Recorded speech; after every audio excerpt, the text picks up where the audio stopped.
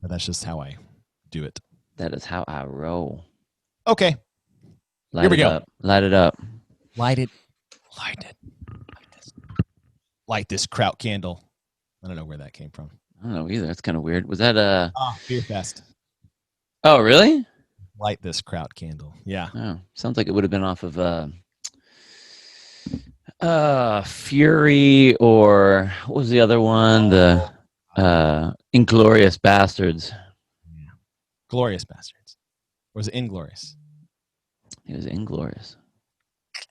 Shit, Sean would be pissed. Yeah. Did you see his comment? Did you see what he did with Fluffy Duck? No, I didn't. I haven't seen it. I saw he was Dude, so Fluffy's like, okay, you and your wife are going out for the evening. You have to give yourself a babysitter. Who would you choose, Chase Ingram or Bill Grundler? And he goes, oh, Chase Ingram. And Fluffy was like, it's like, dude, Josh is like, dude, Bill has 2 kids. And he's like, yeah, I know, but I feel like he'd be like that one uncle that sits in the corner smoking cigarettes, drinking a beer, and goes, yeah, just go do your thing over there. And I was like, what? How do I put off that? Okay, I gotta go. I'm like, I'm the biggest like play kid. I'm 50 years old, and I'm the one that plays with all the kids all the time. And I get labeled as the sit in the corner drinking beer, smoking cigarettes with my wife beater on. Crotchety drunk uncle. Watching fucking like heavy metal on the TV show on old cable reruns or something. Yeah, I saw Sean did it with him. And okay, I'm gonna go back and watch that. That's a good. I like that. All right, here we go. 3, 2, 1.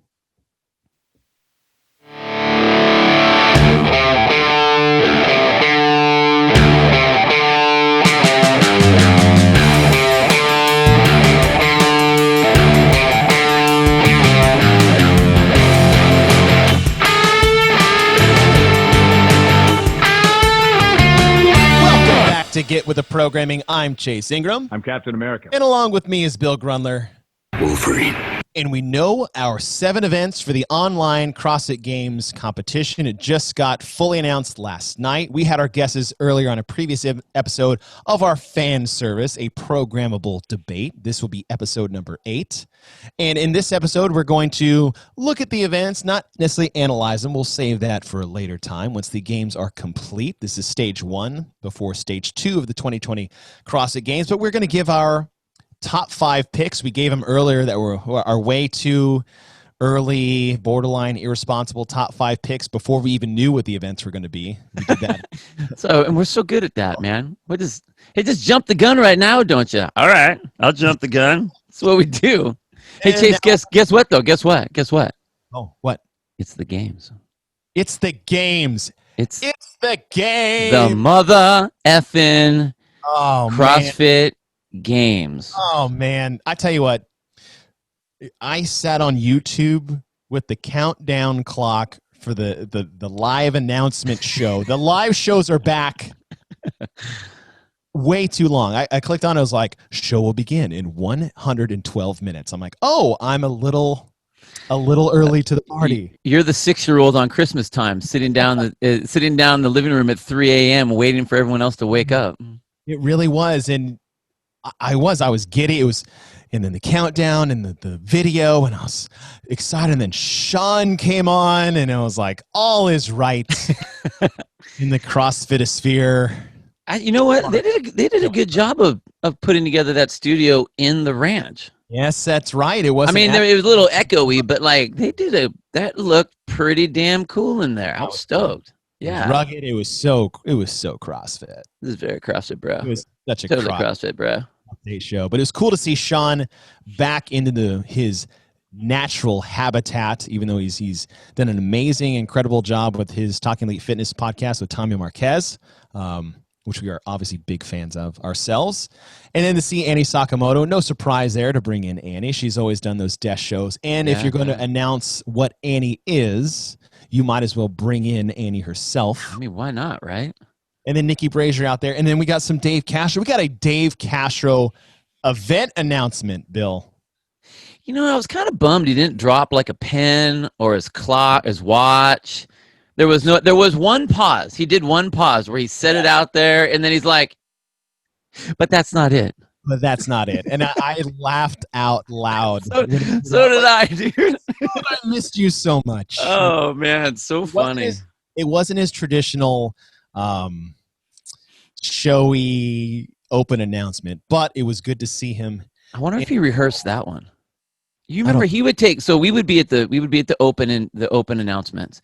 We'd be getting all of our stuff ready on camera and everything, and he would go over what he was going to say in the timing over and over. So you'd see him standing out there in the middle of the floor talking, and his fingers would move, and his hand gestures would do certain things, and he'd pause like if he was going to go to the whiteboard, or pause if he was going to take his watch off, or have his dramatic pauses like that, just to time it all. It was crazy how he used to do that so much. He put in a lot of work in those open announcements, as slapped together it may have seemed. A lot went into it, so it was cool to have the update show. It is game season, it is games days. The CrossFit Games are currently going on, and in this show, me and Bill are going to give our top 5 men and women with a couple dark horses who we think is going to advance now that we know the events. But before we get to that, I want to talk about our partner, Bubs. Bubs Naturals. I'm already bubbing. I'm bubbing right now. I've been bubbing since 4:45 this morning, and I'm just limping to the finish because we talked earlier. Is like that MCT oil powder, which makes my coffee so good, so delicious, man, and creamy. Yeah, and then add the collagen protein to that, which is what we need as elder statesmen in the CrossFit arena. Man, you haven't even gone up a couple steps of the elder statesman steps, barely. Bill, don't take my shortcoming excuses away from me. Baby masters over here. Okay, whoa. Are you putting both in? You do both? I load this cup of coffee up. So is there only like 4 ounces of like coffee in that, and like 16 ounces of powder?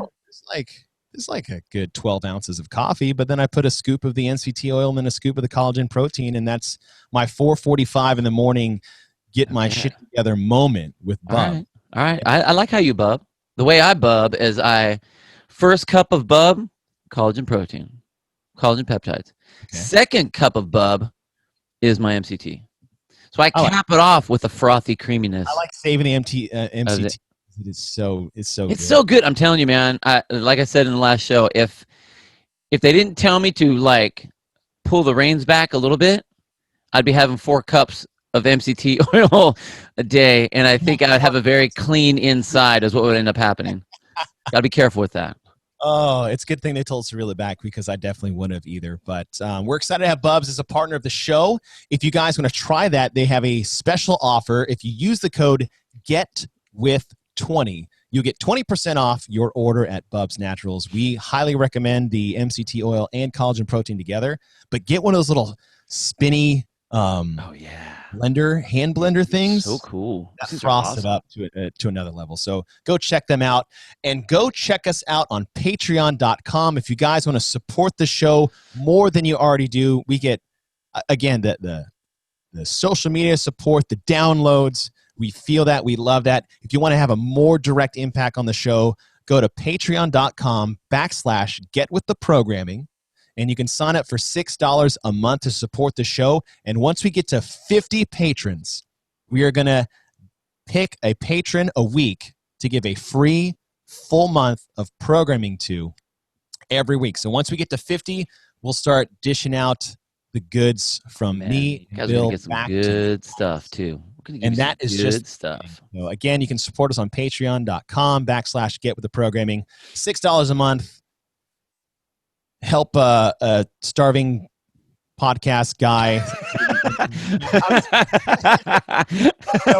I was like, whoa. Do we sign up with like UNICEF or something? What happened right there?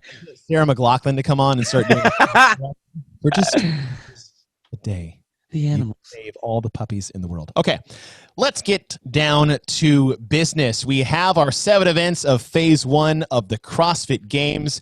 Me and Bill in our latest episode of Fan Service. If you haven't heard that, we tried to guess what the events would be based off the equipment list that was given to the athletes, as well as the clues that Dave Castro gave out. I went with set events. Bill did a combo platter between what the events would be and then with a monostructural weightlifting or gymnastics. So it was a good blend of events. And then when they came out, I think we were recording the episode and they released the first two events. Yeah. In the middle of us. It was like, oh crap. Oh, boo. we were so on top of it too. Chase you hit me up and you're like, hey, we need to hurry up and do this. Yeah, okay. Oh, they already did it. Damn it. Before they announce all the events and then mid-recording, here they are. I'm like, oh, well, maybe no one's going to listen to our show. You were wrong. I will say, okay, so the first event was named or teased as Friendly Fran. We assumed it was going to be some type of combination of thrusters and pull-ups or thrusters and some type of gymnastic movement, whether it's a chin over bar, chest to bar, maybe a bar muscle up. And when it came out, you know, we had these off the wall ideas, and it came out. It was just 3 rounds of 21 thrusters and 21 chest to bar pull ups. The weight is heavier at 115 and 85. I'll admit, when it first came out, I was like, oh man. And part of that was, I think it's just this huge buildup of what the games would be.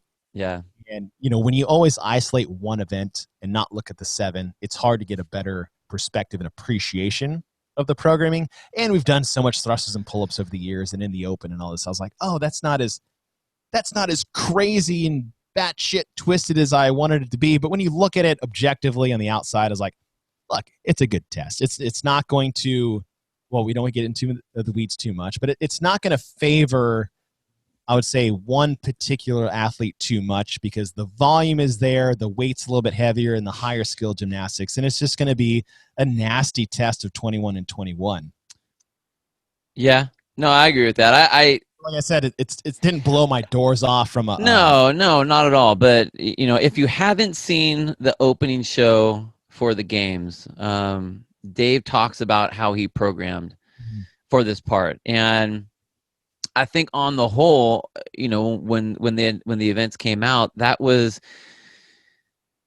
I mean, when we see the games, we expect something spectacular, and that wasn't necessarily spectacular. Not that it's wrong, because in what his answers to that were great. His answers were, I stayed with the core of what CrossFit is. I stayed to what the methodologies are and, you know, the ideals behind it, and that's how I picked it. And he's looking at a broader canvas. He's looking at the entire games, and that's one of the things that we have to remember. And I, even myself, have to remember that as well. Like, I'm looking at these events, and I was like, that one's not, I mean, it's not that exciting, but does it fit in the overall scope? And that, like, when we actually get to the end of the games and we do our analyzing of the entire 2020 year, that I think will be interesting to see the whole picture. Did it play out? Yeah. Because I mean, like this, I will say this weekend's test has a very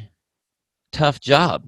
Yes. Get 5 people, only 5 guys, and only 5 girls to the ranch to do however many other ones. I mean, Dave already said he doesn't want to. He came up with all the events that he was going to do at the ranch, and he didn't want to change it.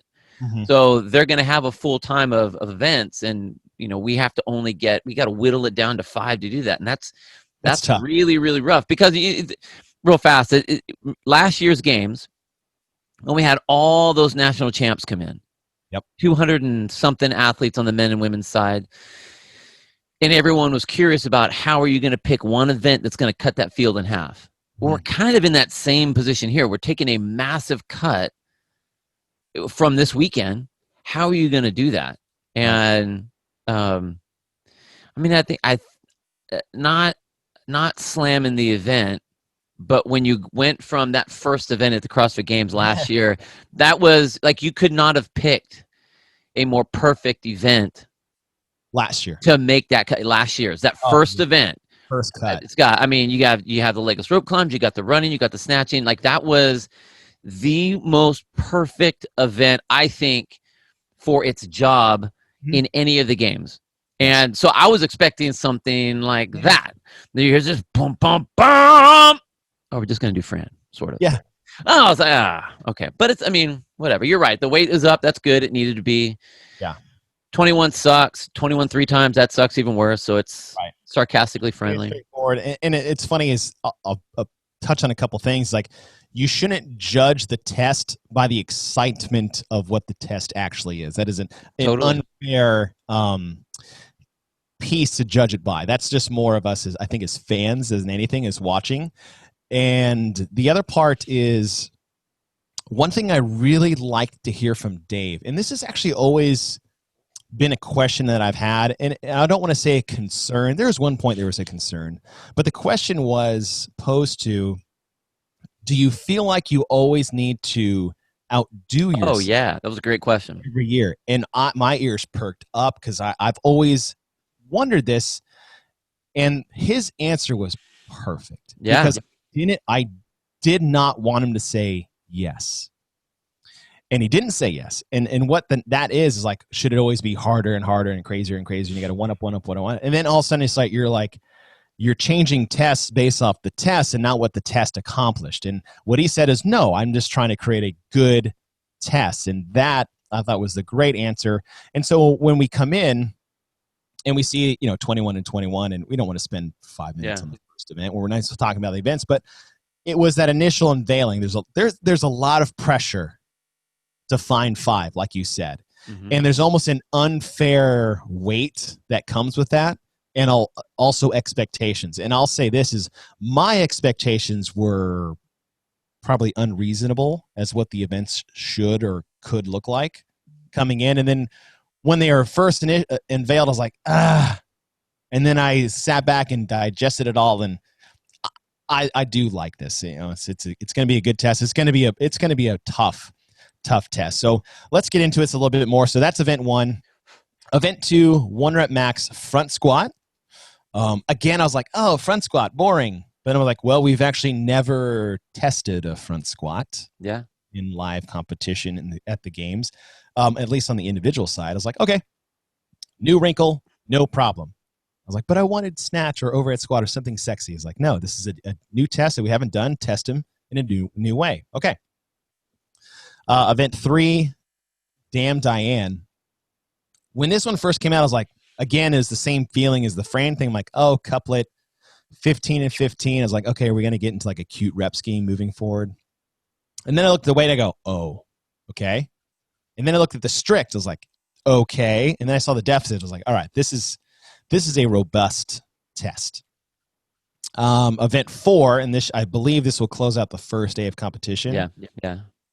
1,000-meter row. That damn 1,000-meter row that I initially thought that they should program.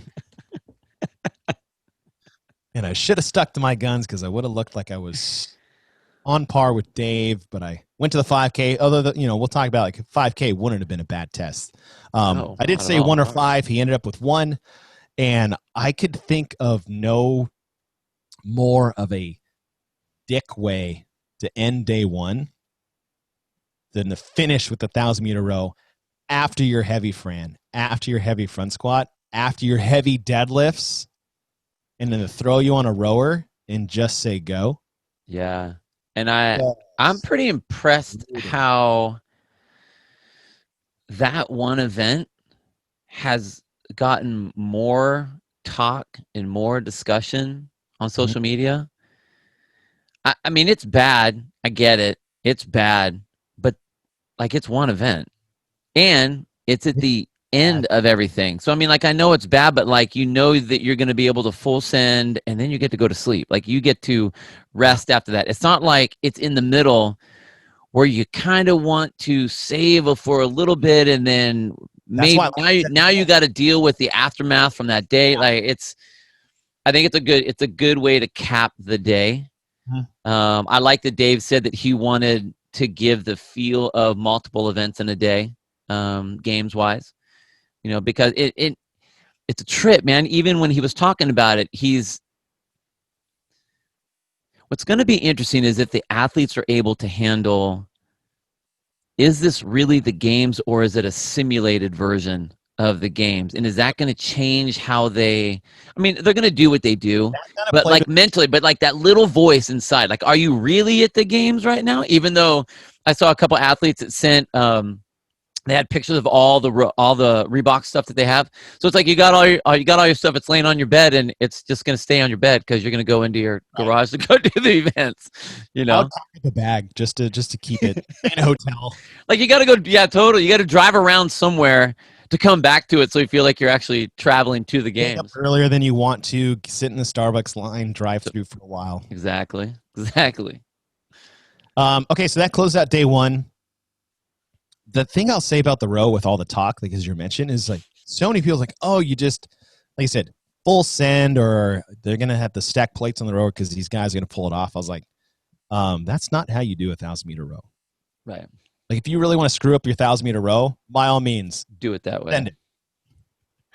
But that last 250 is a different planet to row through. So those of you guys that want to do good on the 1,000-meter row, if you're listening, which you're probably not, you still need strategy and pacing in a 1,000-meter row. It is not just a dead sprint. It'd be like going out for the 800 and just saying, start as fast as you can. That's not how it works. People, learn how to do Pukey the Clown, man. Pukey the Clown. We have Pukey the Clown for a reason. Bring back Pukey. You know what? No, don't listen to a word that Chase just said. 3, 2, 1, go. Empty the tank. Please. From pool number 1. Yes. Let us know how it goes. And just listen to all these couch analysts tell you how to do a 1,000-meter row by going as hard as you can. It's stupid. Okay, moving on. Okay, so that's the end of day one. Day two, we start with Nasty Nancy. And I will say as we hovered around something like this in our discussion in the previous one, you had a heavier weight in your overhead squats. And then I'd thrown in there the fact that regular Nancy should have 15 bar facing burpees in it to make it more balanced. And they kind of got this. Now, that wasn't our final picks, but we had touched on this. So we have 5 rounds, 500-meter run, 15 overhead squats at 185 and 125. Whoa. I like that. And 15 bar facing burpees. I honestly think that of all the events on here, this is my favorite one by far. I mean, I like what the event is anyway, but I love that they went heavy with it. I think that's going to make. I think it's going to be interesting because again, listening to what Dave said, how Josh just crushed the Naughty Nancy, at the games that one year, and he was like, "Oh, okay, yeah, we need to go up." And that was the whole thing. The 15 overhead squats at body weight. That was the standard. So I like the way that Dave came around to that. I thought that was good. And this is my favorite event of the entire games of this part of this segment. It's like it's long. It's overhead squats. It's bar facing burpees. True. I can do all of these. Well, it's not even a matter of just doing it. I just like. I mean, I'm not a fan of the run. I don't like that part of it. But I'm interested to see round 3 and 4 of the overhead squats of the athletes after doing the burpees, after doing the run, and like having to push that. That's I think I can't wait to see some of those videos. That's heavy. That's going to be heavy. Yeah, it is. Well, they've already done they've done the thrusters, the front squat, the heavy deadlifts, and then that row, man. That row is going to that row is going to ruin some people. If they do it the wrong way, it will affect them for that first event for day number 2. It really will. It'll carry over. Yeah. Because that could be the catalyst to the destruction of the first 3 previous to that. So I do like that. Event 6. Now this was one of those when it first came out, I'm like, bah. And then the more I thought about it, again, usually my initial knee-jerk reactions are completely wrong.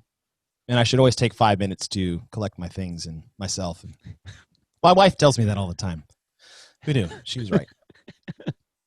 I love it. I really do. And I've done this. The fun part is I've actually done this event before in a competition. You had, I think you had 3 attempts or 6 minutes to find a heavy handstand hold. And you had a 4x4 foot box. They get 20 minutes to find it.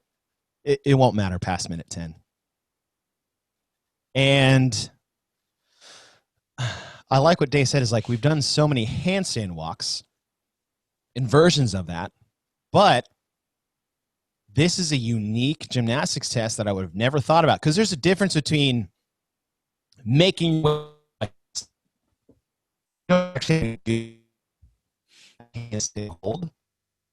but to control your body in space in a test we've never done before, I'm okay with it. I'll say it. I'm not really a fan of it myself. Okay.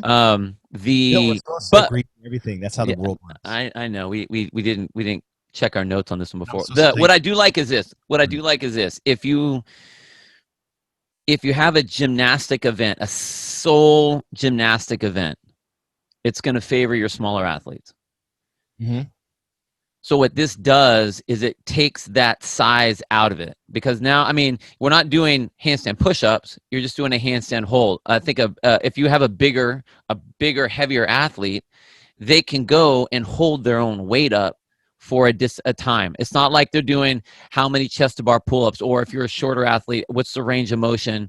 Like we said that it should have been like max bar muscle ups, or how many, time for 30 bar muscle ups or something like that. But that's a range of motion issue. This now takes all of that out and says, okay, just can you get on your hands? And it levels, I think it evens the playing field, which is interesting. I personally, this is the event that we would do before the open announcements with the people in the crowd. Oh, yeah. So like, I have a hard time seeing that as an event for the games. But, again, that's personal preference. That doesn't mean it's a bad thing. I see the validity of it. Number 6. Yeah, totally. I mean, I like what it is. I understand what it is. I understand what Dave's doing. I understand the progression from handstand walks for time, handstand walks over objects, to now just can you handstand hold. I get it. Mm-hmm. I just think this was one that I was like, even more than the Fran one. I was like, really? All right. I'm gonna take the complete opposite stance from you on all the points that you just made. So once I looked at it objectively, I love the test. Partly is like I have experience with the test. So I did this in a competition. I held for 56 seconds, which was 20 seconds more than I'd ever practiced going in. The game day was good. I don't think this favors bigger people. This only, in my opinion, this is such a high skill niche movement that it only favors the people who have practiced and trained this before. I agree. You're not going to be able to just be good at this. So it's even more niche. It's even more exclusive of a test, which I think falls in line with something like a 1-rep max anything. Because you have to train, you have to strength train to be elite at weightlifting. You have to put in that work. You can't just be, even body type, you can't just be a body type guy. Like, you have to put in the work. 1,000-meter row, same thing. You can't fake 1,000. You can't do it. If you don't put row work in at this level, you can't fake that. It's still very niched. And with this handstand hold, it is one of the more exclusive, high-skilled movements because you've confined your space than a handstand walk. Is that you could be small, you could be a gymnastic freak, you could be a big boy or a big girl or a tall athlete or short. But if you haven't practiced this, you will not be good at it. Okay, it is so hard. You didn't take the opposite of what I said. That's exactly what I said. What I said was a gymnastic type movement will usually favor the lighter, smaller athlete, shorter levers, shorter range of motion, that type of thing. I agree that you're not going to be good at this if you haven't practiced it. And with a lot of the way that a lot of the athletes out there do their handstand walks, their legs are all over the place, so that it's a controlled fall, and that's how they drive themselves forward. This is a tweak on that, because you don't want to have forward movement. You have to be able to support yourself in a box. There's going to be a lot of moving around in that box. Mm-hmm. But I think that, you got to practice it. What I meant was, here's a gymnastic movement that you can have a guy that's 150 pounds, or a guy that's 215 pounds. And I thought you because said they've all have done stuff on their hands or pressing or weight overhead or bench or whatever, they aren't going to be like me. I'm just too big to get up on my hands. that makes No, sense. that's what I mean. So it took that out. So that was the element that I liked. I thought it was interesting. I just think for the games, it's a little. Yeah. This would be a 50-point event, not a Well, 100-point event. fair. In my idea, it's a softball throw. I don't think it's a softball throw. Come on. Softball throw. You gotta give it more respect than that. Softball throw. Okay. I will disagree. Agree to disagree. That's right. Okay. And then event 7 got announced last night. We got pretty much what we assumed that was going to happen. 50, 40, 30, 20, 10. GHD sit-ups. Double unders. And I was really nervous in Dave's unveiling until he pulled out the drag rope. Mm-hmm. The drag rope being a heavier jump rope, a non-rotating handled one. I think that's a key thing that people need to understand is like it's fixed. So you have to turn that thing around as opposed to just spinning on these nice ball bearings and these light ropes. You've used this before. I haven't used it. We touched on it. I can't remember what show it was recently we talked about it was a Masters Collective event. They used it there. Right, that's right. Yeah. And so I'll defer to you in terms of difficulty, time frame, and reps relative to a GHD sit-up. Yes, it is more difficult, especially if you haven't touched it. It doesn't take away from your double under technique, but the timing becomes a little bit different. And then also you're going to feel it in your shoulders more. Like when you start off with your double unders, everyone always says, "Oh, my shoulders, they just get so tight," because you are very tightly trying to move that speed rope, that super mega light speed rope around.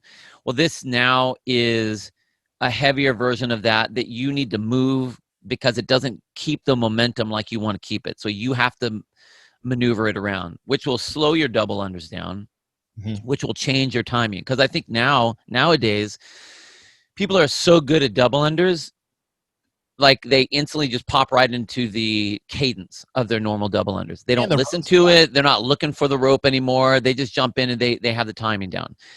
This will change that.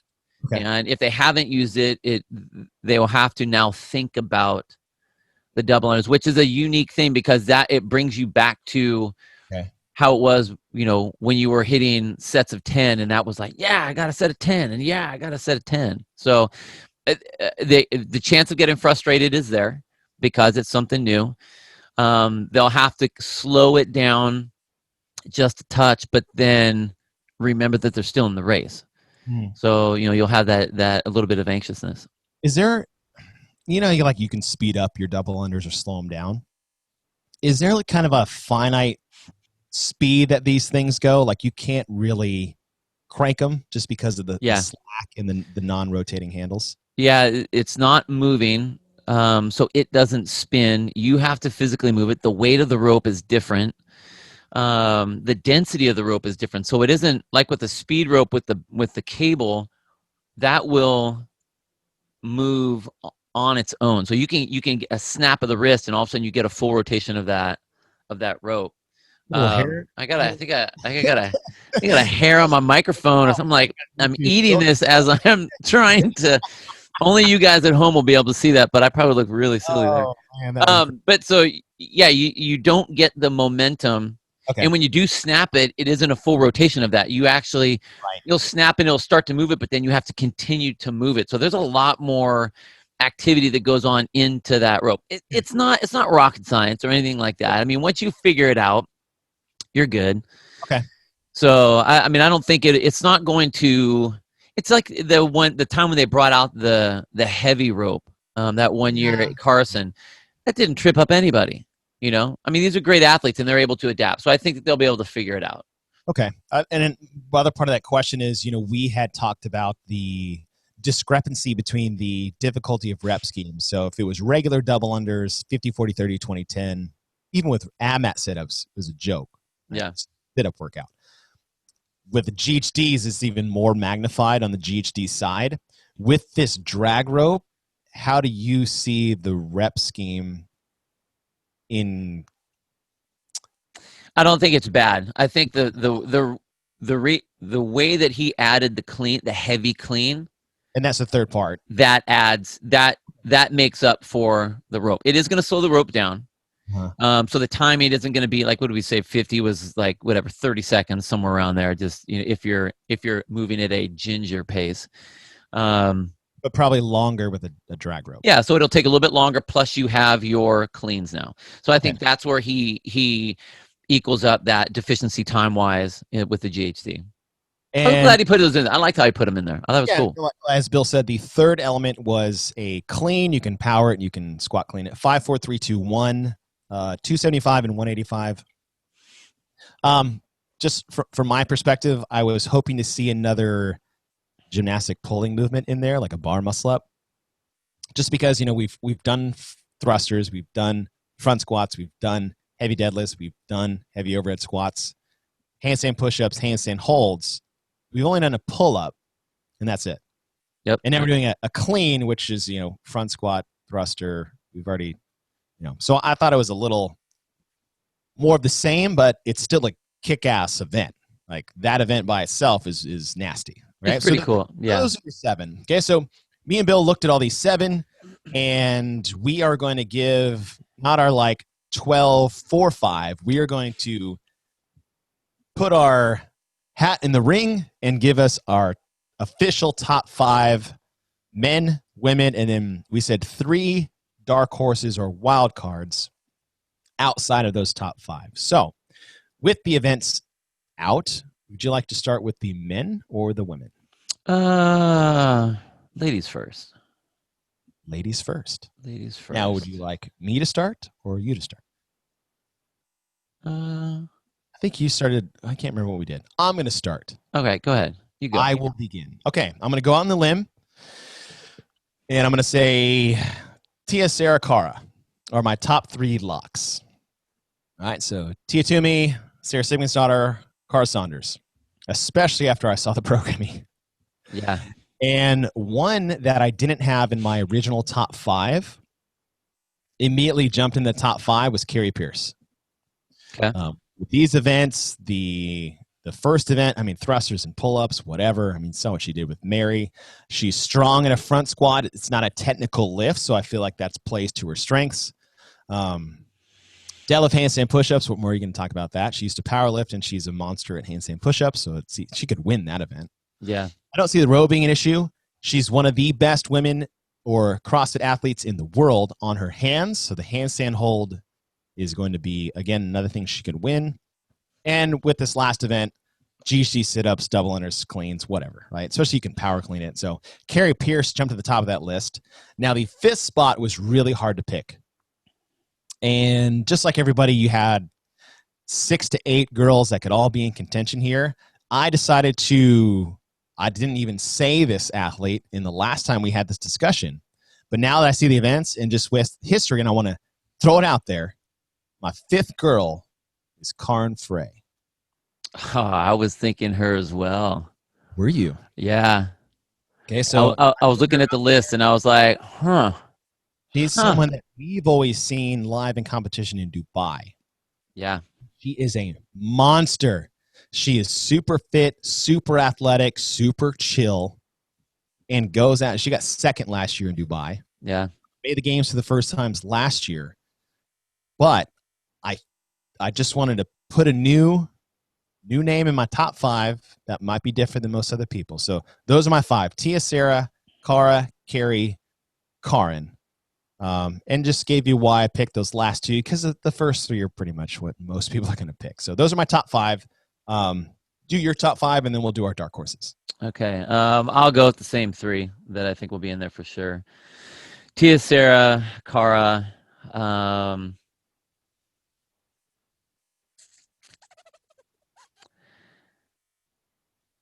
I think Jamie will be in there. Jamie Simmons. Okay. And for what the events are, I think Kristen Holto is going to do well as well. Okay. I mean, she does so well on. I can't argue with any of those. I mean, well, it's really hard. I mean, like I think they're very obvious. You know, yeah. It would be hard to argue with any of them. I'm really excited to see.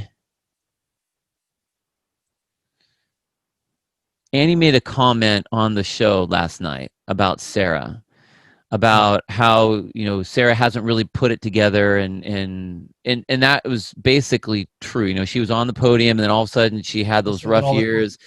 And like when we saw her, or when I saw her at Wadapalooza, well, we saw her at Dubai, saw her at Wadapalooza. It was the first time that was like, oh shit, she's got her shit together.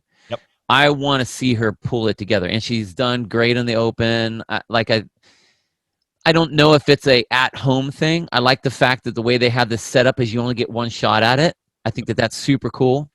So like it counts. It's the way it should be, for things like this. But I want to see her do really well. I think Cara is just gonna smash. She's just gonna smash events. I really like these events for Cara. Yeah. But I want to see. I think Kristen Holta, she's just, you talk about the quiet athletes, and that's just her. Like, you forget how good she is because she's so just, I'm just sitting here, just doing my thing, I want to see her crush it. And then same thing with Jamie. Yeah. So those are my 5. I like those. Those are good picks. I think the one knock people will give Kristen is like, oh, well, the front squat's going to hurt her. I was like, we say that a lot, but totally. I don't think as much as people are projecting it to be. Yeah. I don't think so either. She's not a weak, and it's not, I don't even think it's a damage control. She's just going to do what she's going to do, but I think she has the potential to be in the 10 to 15 range. On that lift, on that one? Yeah, on that and not that specific one. And the other ones, I don't really see any problem for her whatsoever. She might be too small to have a killer row because there's some right. Big hitters on the women's side, and again, that's going to be a product of size, not fitness. But again, that's sports. Yeah, especially this sport. I will say overall, before we get into our dark horses, you might be able to make the top 5 with one semi-bad event, and I'm talking a mid-tier finish, like somewhere maybe between 15 to 20. You might be able to survive if it's one bad one, but the other 5 have to be like top what's going to be unique is, okay, so we just talked about the top 5, and there's, they're only taking 5. With these 30 women, you're going to have people that aren't in that top 5 that are going to mess up the top 5. The whole time. You're going to have people that, like, they're going to be 18, 20, 25, 2. Right. And that's going to throw those people. So all of a sudden you have those top dogs all battling. And it's like they aren't going to get first in everything. They're all of a sudden going to be like, okay, how is my 12th going to hang on this one? How's my 15th going to hang on this one? And I think that's cool. I think that's things like you could have one bad, not terrible. You could have one bad event, but you will not survive if you have 2. Yeah, you're right. And that's the crazy part about these single modality events in there. Yeah. With this field, because the field is stacked. Like, oh, Tia Sarah Carr, there's your top 3, and then there's everybody else. I'm like, look at everybody else. Like, oh, she could. Oh, she could. Oh, well, she could, or he could, and so that was the fun part. So okay, so I like your top 5: Tia Sarah Carr, Jamie Simmons, and Kristen Holta. Now, do you want these other ones to be dark horses or your other 3 that are going to be in the mix? I would consider that the same thing. Okay. Okay, well, because dark horses to me are like, you didn't see this one coming. Okay. But the other ones would be like, no, they're going to be in the mix. These are going to be the people that either they're going to be on the bubble, they're going to be on that line, and they're going to be the ones that are kind of shaking up that. Okay. They're going to shake up the top 5. My other 3 potentials. The rocking horses. Wild cards. Not the dark horses, the rocking horses. The rocking horses. And then my top 5 was Tia Sarah Carr, Carrie, and Karen. It's like this weird evolution of their names. Tia, Sarah, Cara, Carrie, Karen. All right.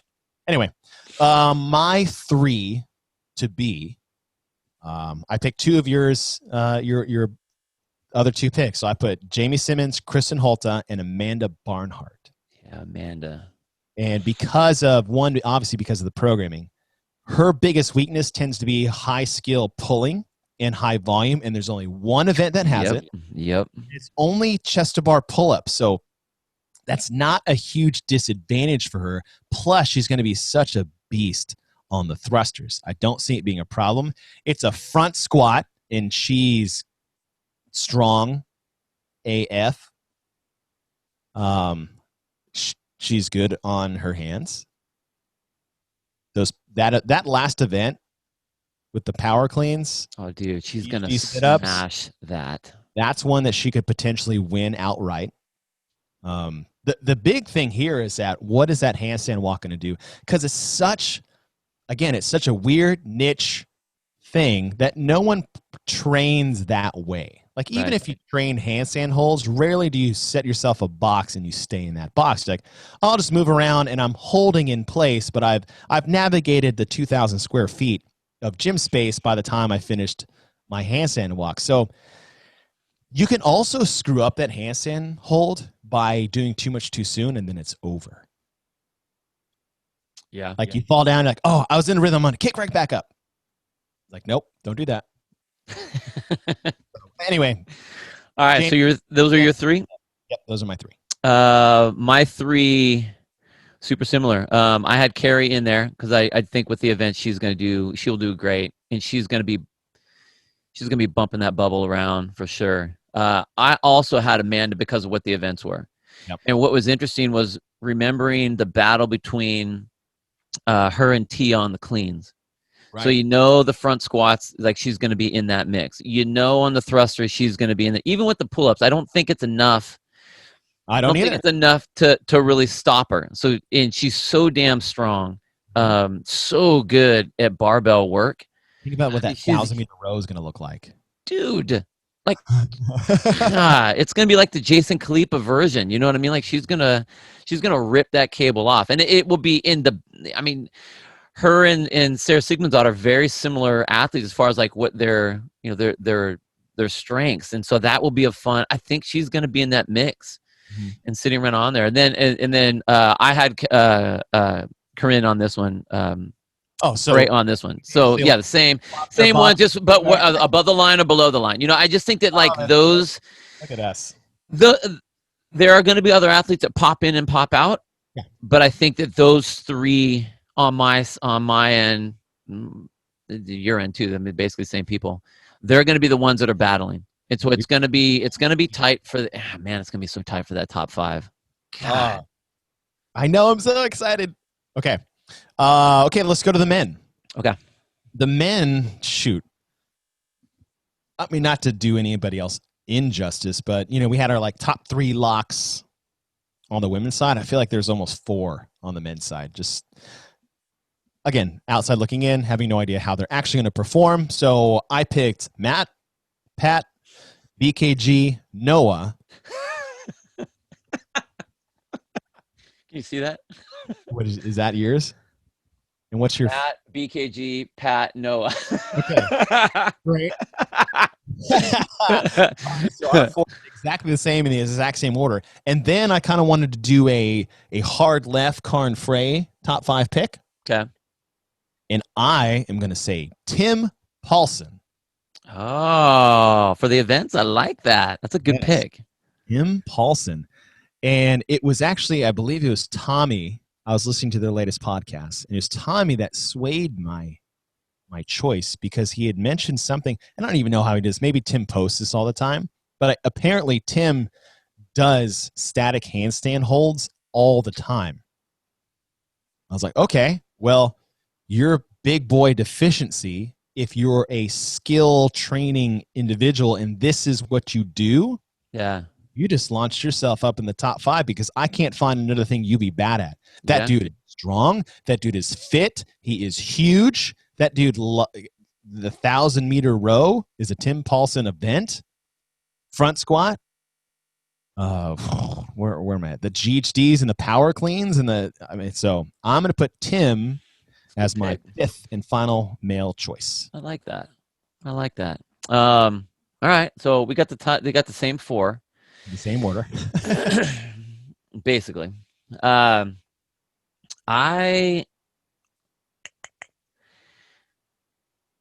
I have Jeff Adler for my 5.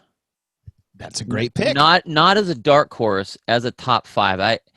Mhm. I mean, I think you would consider him more of a dark horse because I don't think the eyes are going to be on him as much as they should be, and I think that his ability in these, like, he's not a big guy, he's not a tall guy, No. but he is strong as shit, Yes. and we've seen his capacity stuff.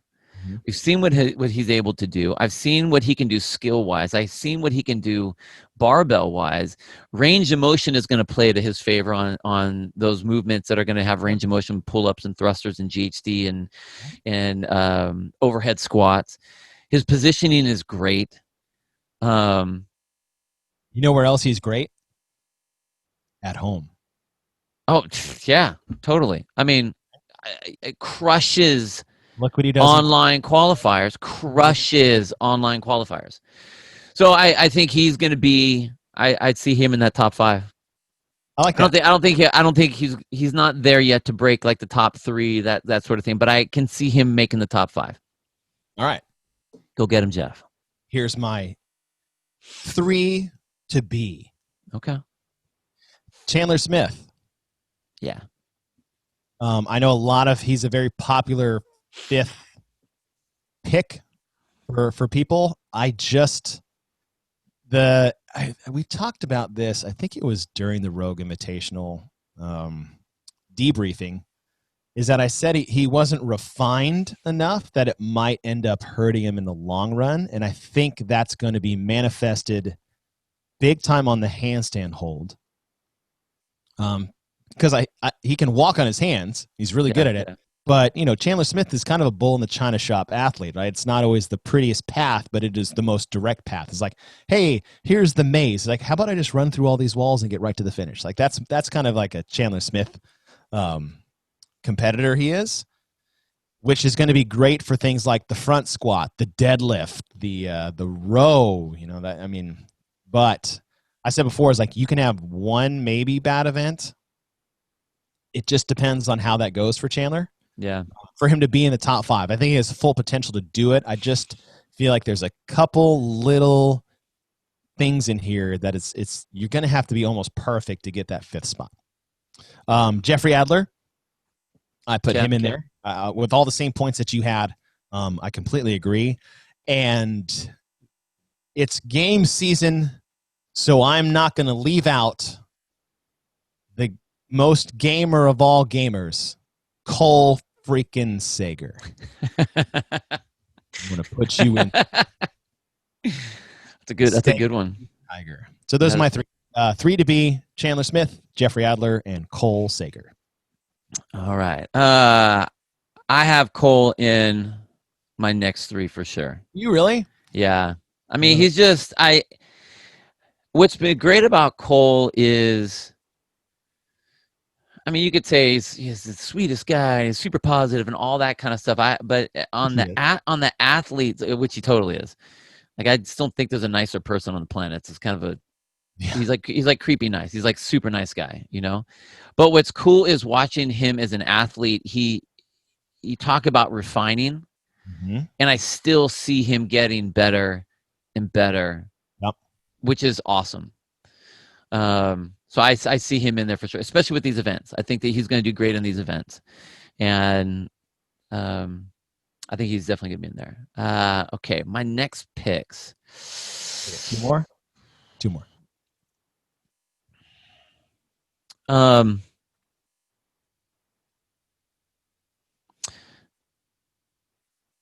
going to go Jacob Hebner. Oh. Okay. I think that his strength has come up. He's not beastly strong like some of the other athletes, but I think he'll be able to hang in there. Mm-hmm. I think that there are a couple of events that he will be able to do really, really good in gymnastically and have that capacity. So I think he'll be someone that will kind of rattle the cages a little bit. Okay. For sure. And then someone that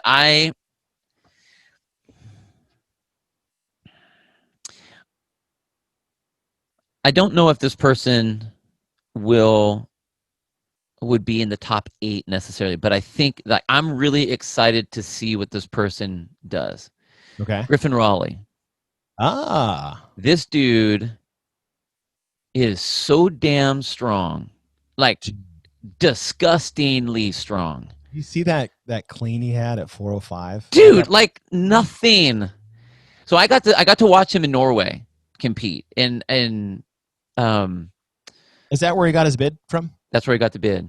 Yeah. So there, there was a lot of things that were happening, like the build up before that with like the Rogue stuff and whatever happened with all of that stuff. So I was interested to see mentally how he would be able to handle it. And the dude just came out swinging and great attitude, just went for it. And I think with these events, just like what you said, like with Chandler Smith, it's not a very technical couple events. It's Right. going to be brute events, brute strength, brute endurance, brute just get in and go. And I want to see him do some crazy stuff. I already know, like his front squat. I think he has a shot of winning the front squat. Yes. I think that with the cleans, I think the Annie, I think that's going to be a good one for him. Yep. The row, I think he can do well on the row because of the power that he can pull. Deadlifts. I mean, I wouldn't say he's an endurance type athlete, but I think that he's going to rattle the cages, man. He's not going to have any issues with the weight of the overhead squat. The dude can snatch over 300 pounds. Dude, yeah. So it's not going to be, like you said, it's got to be a conditioning thing. That's a good pick. I like that. Yeah. So I think that'll be fun to watch him. I'm excited to see what he does. All right. So those are our top 5 men and women plus three others. 3 others. I like 3 to be. Good little rhyme. Maybe let's talk about some names we left off and why. Some notable names on the women's side. We didn't say, neither one of us said. Catchin Davis' daughter. I just think it's too heavy. I think it's too heavy, and with the events that they are and the women that are in this field, I feel like they're all just a little ahead of her. The heavy front for the top 5, totally. I mean, again, if we were all in, that's what makes it so hard, and that's why when we go back and we start analyzing all this stuff, it's to see if this is right. Yeah. I mean, it's almost being cut on a sprint. Like, are you calling the games? Are the athletes not making it on the sprint because they're just not the fastest sprinter, or are they just not strong enough here to do the event? I mean, the fittest will get where they need to go, like all that kind of stuff. But like, you're right. I'm bummed. No one's going to accidentally fall into the top 5. I think we can. I think it's fair to establish that with this programming and what Dave did in 7 events, no one is going to, like you said, make the sprint cut into the top 10. Right? It's like where you found 6 people. Like, how did you even get here? Like the 5 who make it will have earned and legitimized their stake of saying you are the 5 fittest of this group, based off the programming. Another couple other athletes, Brooke Wells. Yeah. We didn't mention her. Who else? Laura Horvath. But I mean, Diane. I mean, but you know what? It's like she's going to have some events that she does really well. Oh yeah. But I think because of what it is, she's going to be an up and down athlete, and it's not going to be enough to get her in there. I think she's going to have. It's just the Diane that's going to crush her. Yeah. You just say Christy Aramo, Haley Adams, Samantha Briggs. I don't see, again, just for a top 5. We're not saying we're not good. Yeah. But those are some big names we've left off that you usually see in the top 10 or on the podium at the CrossFit Games. On the men's side, Brent Fikowski. I think Brent Fikowski may just shock the world with this format. But again, one of those names, Travis Mayer, Roman Karenikov. Yeah. Justin Medeiros. Now, that's an athlete that a lot of people are talking about because of his performance at Filthy 150. I just haven't seen enough to really just throw the name out there. But with what I hear people talking about, he could be one of those.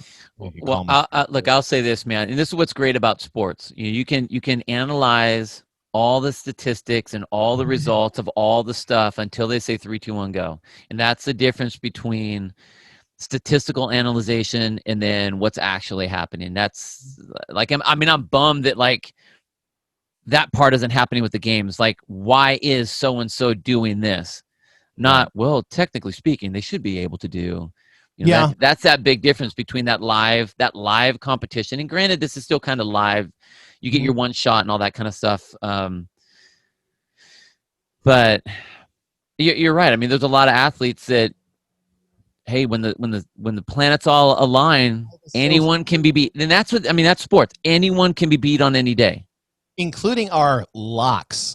Oh, 100%. 100%. With this field and this narrow scope, and I guess we should talk about the point system. I believe the point system they're going to use is the 30 athlete point system from 2019.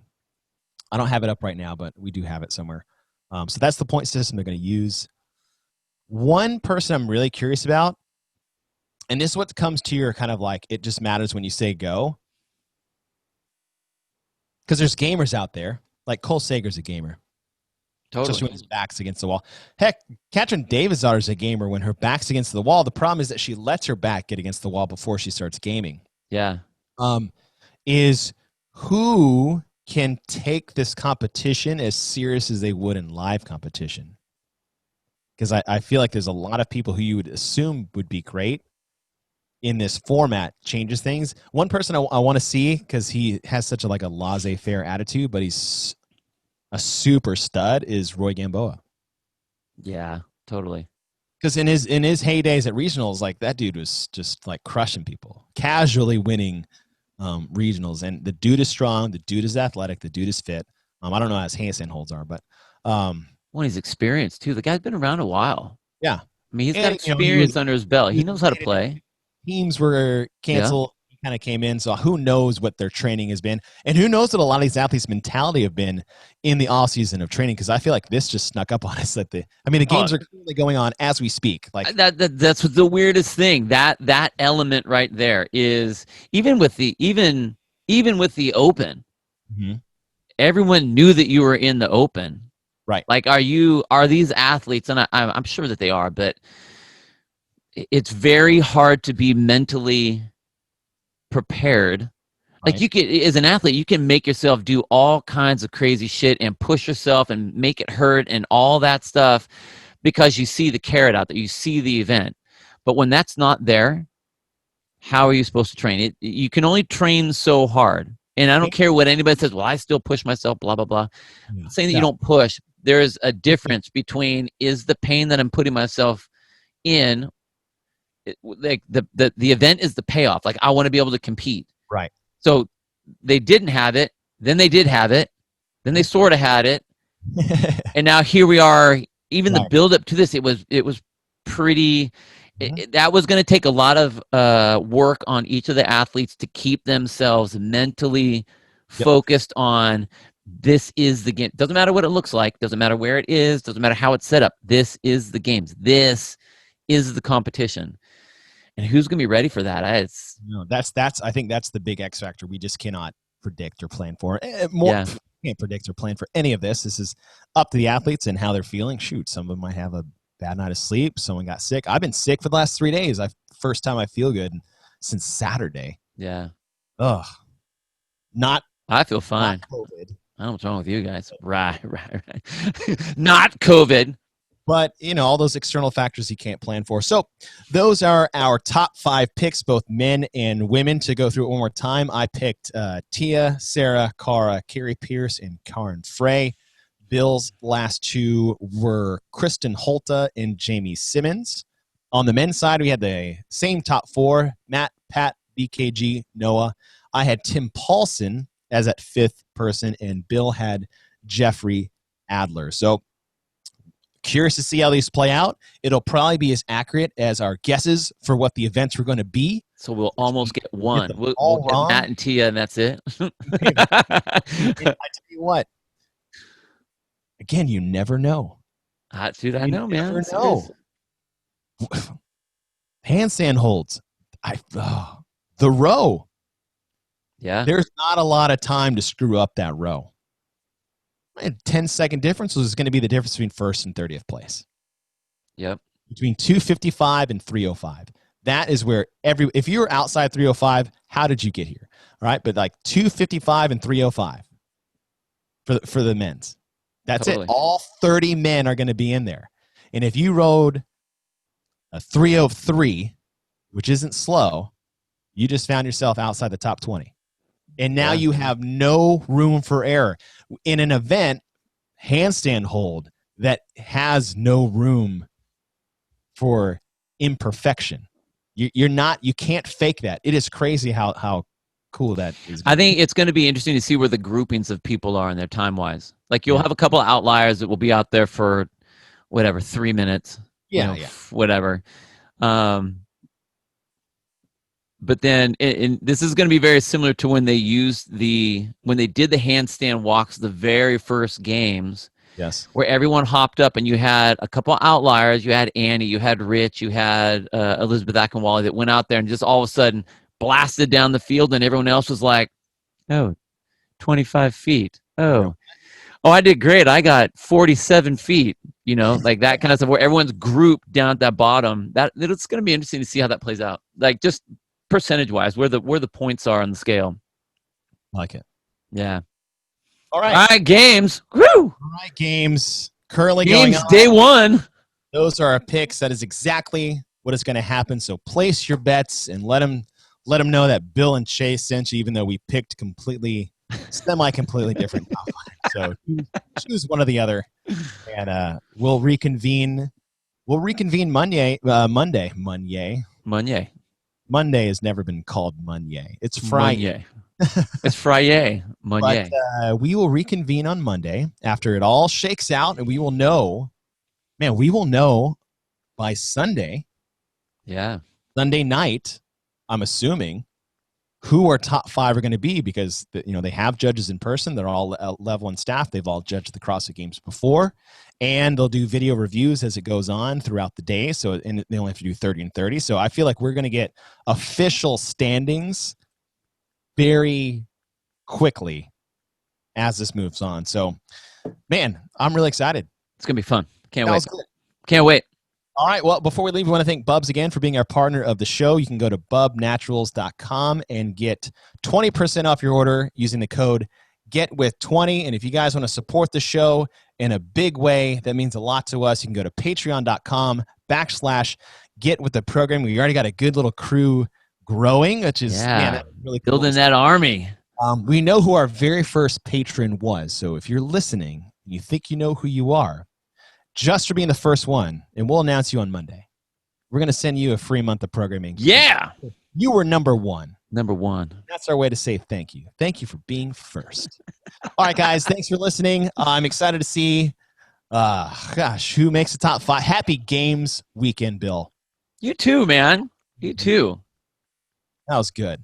All right, everybody. Have a good weekend. Cheer on your athletes. Good luck to all the athletes out there. We're pulling for you, each and every one of you. And we're definitely pulling for our top five picks. Good luck, you guys. Have a good weekend, everybody. Have a good weekend. Bye.